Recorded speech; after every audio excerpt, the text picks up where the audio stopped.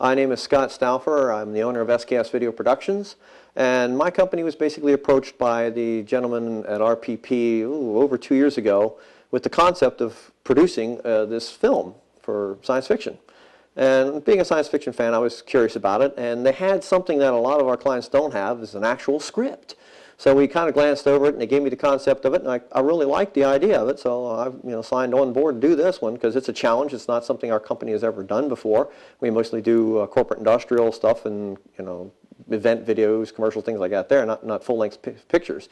And I certainly didn't think it would take 2 years or better to do, but it was certainly definitely a challenge. The filming aspects of it, we mainly used pretty much one digital camera, a Sony DSR 300 digital DV cam deck. We have several of them, but for most of the shots we wanted to keep the same camera to keep the consistency the same.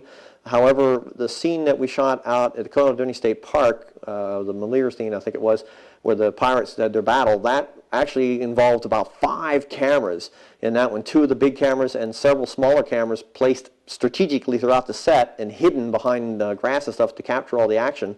That was the most cameras we used at any one time. Most of the time, most of the scenes were shot with basically one camera.